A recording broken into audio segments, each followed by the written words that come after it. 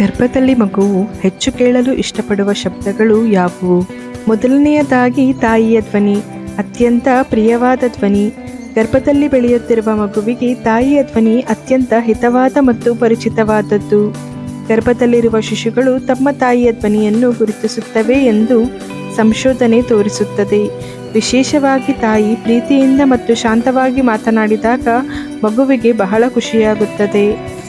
ತಂದೆಯ ಧ್ವನಿ ಕ್ರಮೇಣವಾಗಿ ಗುರುತಿಸಲ್ಪಡುತ್ತದೆ. ತಂದೆ ನಿಯಮಿತವಾಗಿ ಗರ್ಭದ ಬಳಿ ಮಾತನಾಡಿದರೆ ಮಗುವು ಅವನ ಧ್ವನಿಯನ್ನು ಗುರುತಿಸಲು ಪ್ರಾರಂಭಿಸುತ್ತದೆ. ಇದು ಆಳವಾದ ಭಾವನಾತ್ಮಕ ಸಂಪರ್ಕವನ್ನು ನಿರ್ಮಿಸಲು ಸಹಾಯ ಮಾಡುತ್ತದೆ. ಮೃದು ಸಂಗೀತ, ಭಜನೆಗಳು, ಶಾಸ್ತ್ರೀಯ ಸಂಗೀತ, ಲಾಲಿಪದಗಳು.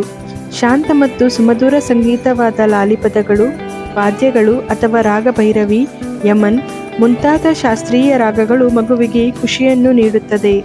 ಗರ್ಭ ಸಂಸ್ಕಾರ ಸಂಗೀತ, ಮಂತ್ರಪಠಣ ಮತ್ತು ಲಘು ಸ್ತೋತ್ರಗಳು ಮಾನಸಿಕವಾಗಿ ಮತ್ತು ಆಧ್ಯಾತ್ಮಿಕವಾಗಿ ಪ್ರಯೋಜನಕಾರಿ ಎಂದು ಪರಿಗಣಿಸಲಾಗಿದೆ.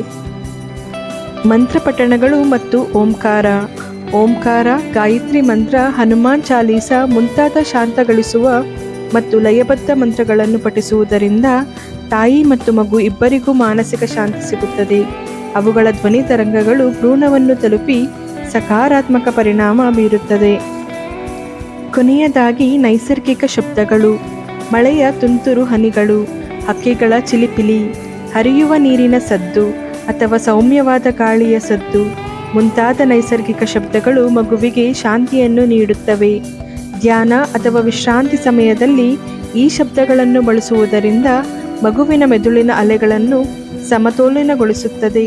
ಈ ಎಲ್ಲ ಶಬ್ದಗಳನ್ನು ಕೇಳುವುದರಿಂದ ಮಗುವಿಗೆ ಮೆದುಳಿನ ಬೆಳವಣಿಗೆ ಪ್ರಯೋಜನಕಾರಿಯಾಗುವುದಲ್ಲದೆ ತಾಯಿಯ ಮನಸ್ಸು ಶಾಂತ ಮತ್ತು ಸಮತೋಲನದಲ್ಲಿರುತ್ತದೆ.